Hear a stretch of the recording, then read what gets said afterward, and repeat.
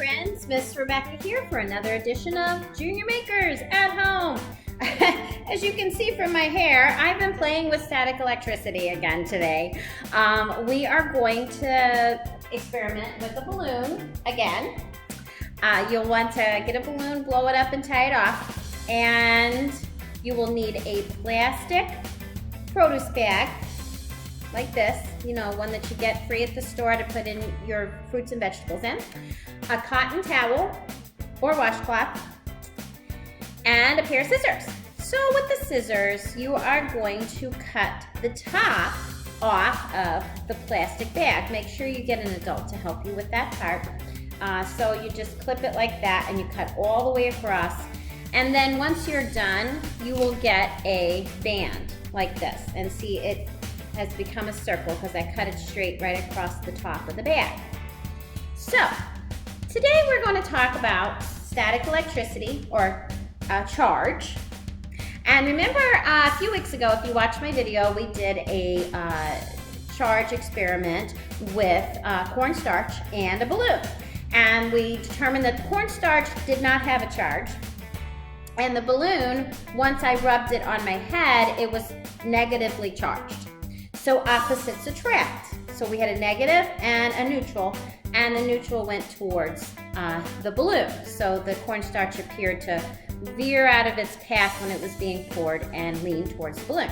Well, today we're going to look at the same concept, but instead of opposites attracting, we're going to have two with the same charge. So we're going to charge the balloon and charge the plastic ring. So they'll both have a negative charge.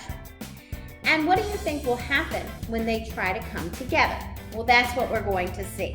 So you want to take your towel and rub the balloon for 30 seconds. And I don't recommend rubbing your head, because when you rub your head or rub your hair, it gives your hair a positive charge. So then what's going to happen? The negative of the balloon, see, is going to be want to attract my hair instead of doing what we want it to do. So that will confuse things because you'll have all these charges going on. So this, you can charge the balloon with the rag and then set the rag aside, and it won't be trying to get to your hair when you do the experiment. So hopefully we have charged this enough, and then you're going to charge the ring. And the way you charge the ring is you just lay it down on a hard surface and you just rub.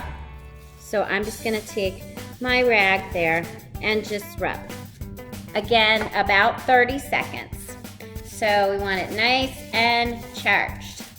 Rub, rub, rub. So once both items are negatively charged, have you thought about what's going to happen? What do you think's going to happen once they come in contact with each other? That's what we're going to find out. So once you have it nice and charged, yeah, see, it's all attracted to my to my shirt, which must be positively charged right now.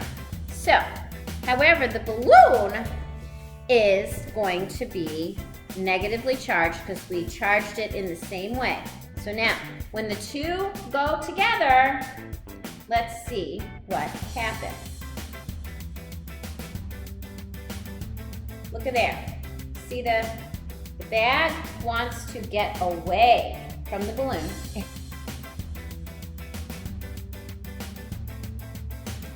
And the bag appears to cover of the balloon. See, as I move the balloon, the bag moves with it. Eventually it's attracted to my hand again, and we just push it back out.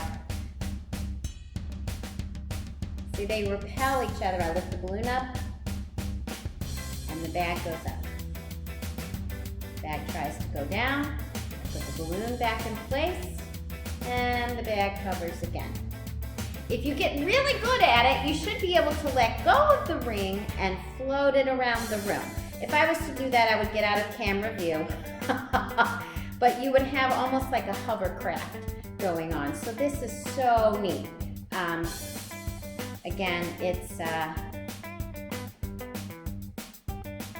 eventually, you know, negatives want to attract to a positive. So what it wants to do is attach to me because I was involved in the charging process, so I probably have a positive charge.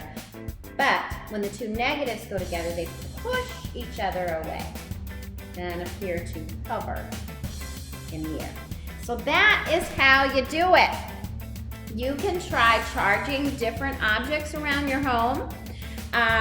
You know, rubber shoes, rubber gloves, you know, just see which kind of what different items, how they charge. And see if you can get them to repel. That's a fun thing to try as well. And like I said, you can try this again and fly it around your room.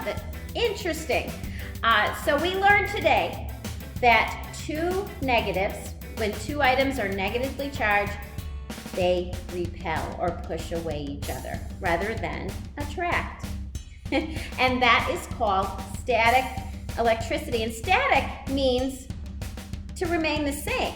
So the static electricity is remaining on this item and remaining on this item, giving it that charge. So try that at home. I hope you have a good time with that, and afterwards comb your hair. And I'll see you next time here on Junior Makers at Home. Have a great rest of your day.